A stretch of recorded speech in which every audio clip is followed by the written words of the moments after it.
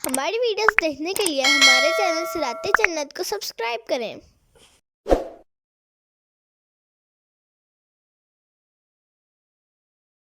بسم اللہ الرحمن الرحیم، اللہ کے نام سے شروع جو بہت مہربان رحمت والا۔ الذین کفروا وصدوا عن سبیل اللہ اضل اعمالہم،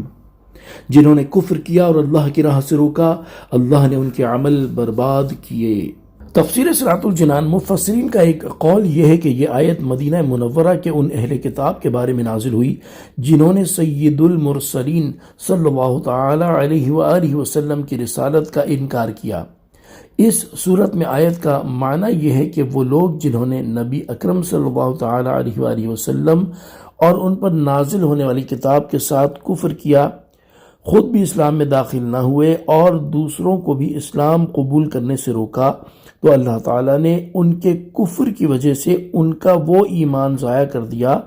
جو یہ لوگ نبی اکرم صلی اللہ تعالیٰ علیہ وآلہ وسلم کی تشریف آوری سے پہلے پچھلے انبیاء کرام علیہم السلام اور آپ صلی اللہ تعالیٰ علیہ وآلہ وسلم پر رکھتے تھے۔ دوسرا قول یہ ہے کہ یہ آیت کفار مکہ کے بارے میں نازل ہوئی۔ اس صورت میں آیت کا معنی یہ ہے کہ وہ لوگ جنہوں نے کفر کیا، خود بھی اسلام میں داخل نہ ہوئے اور دوسروں کو بھی اسلام قبول کرنے سے روکا،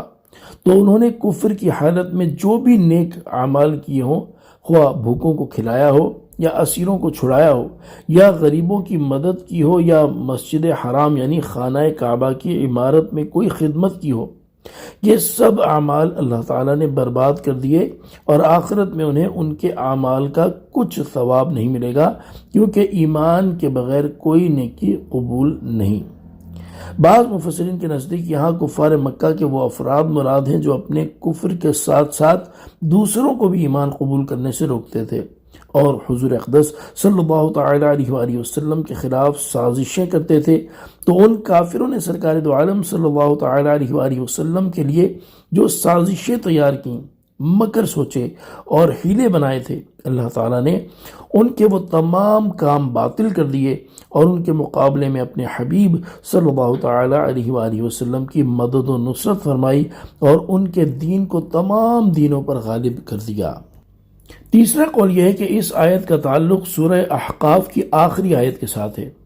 اس کے آخر میں ارشاد فرمایا گیا کہ نافرمان لوگ ہی ہلاک کیے جاتے ہیں۔ اس پر گویا یہ سوال پیدا ہوا کہ نافرمان لوگوں کو کیسے ہلاک کیا جاتا ہے، حالانکہ وہ تو نیک اعمال کرتے ہیں اور اللہ تعالیٰ کی شان یہ ہے کہ وہ کسی کا نیک عمل ضائع نہیں فرماتا، اگرچہ وہ رائی کے دانے کے برابر ہو۔ اس کے جواب میں یہاں ارشاد فرمایا گیا کہ نافرمان وہ لوگ ہیں جو خود اسلام میں داخل نہ ہوئے اور دوسروں کو انہوں نے اسلام قبول کرنے سے روکا، اور یہ اس طرح ہلاک ہوئے کہ اللہ تعالیٰ نے ان کے تمام نیک اعمال برباد کر دیے اور آخرت میں انہیں ان کے اعمال کا کچھ ثواب نہیں ملے گا، کیونکہ ایمان کے بغیر کوئی نیک عمل مقبول نہیں۔ اس آیت سے معلوم ہوا کہ کفر نیک اعمال کی بربادی کا بہت بڑا سبب ہے۔ یاد رہے کہ جس طرح کفر کی حالت میں کیے گئے نیک اعمال باطل اور بیکار ہیں اور آخرت میں ان کا کوئی اجر و ثواب نہیں، اسی طرح ایمان کی حالت میں کیے گئے نیک اعمال بھی کفر کرنے کی صورت میں ضائع ہو جاتے ہیں اور ان کے ثواب سے بھی بندہ محروم کر دیا جاتا ہے۔ اللہ تعالیٰ ارشاد فرماتا ہے، ترجمہ: اور تم میں جو کوئی اپنے دین سے مرتد ہو جائے پھر کافر ہی مر جائے تو ان لوگوں کے تمام اعمال دنیا و آخرت میں برباد ہو گئے اور وہ دوزخ والے ہیں، وہ اس میں ہمیشہ رہیں گے۔ اور ارشاد فرماتا ہے، ترجمہ: بے شک اللہ تم میں سے ان لوگوں کو جانتا ہے جو دوسروں کو جہاد سے روکتے ہیں اور اپنے بھائیوں سے کہتے ہیں ہماری طرف چلے آؤ، اور وہ لڑائی میں تھوڑے ہی آتے ہیں، تمہارے اوپر بخل کرتے ہوئے آتے ہیں، پھر جب ڈر کا وقت آتا ہے تو تم انہیں دیکھو گے کہ تمہاری طرف یوں نظر کرتے ہیں کہ ان کی آنکھیں گھوم رہی ہیں جیسے کسی پر موت چھائی ہوئی ہو، پھر جب ڈر کا وقت نکل جاتا ہے تو مال غنیمت کی لالچ میں تیز زبانوں کے ساتھ تمہیں طعنے دینے لگتے ہیں، یہ لوگ ایمان لائے ہی نہیں ہیں، تو اللہ نے ان کے اعمال برباد کر دیے اور یہ اللہ پر بہت آسان ہے۔ لہذا مسلمانوں پر لازم ہے کہ وہ نیک اعمال کرنے کے ساتھ ساتھ اپنے ایمان کی حفاظت کرنے کی بھی بھرپور کوشش کریں اور ہر ایسے قول اور فعل سے بچیں جس سے مسلمان کا ایمان ضائع ہو جاتا ہے۔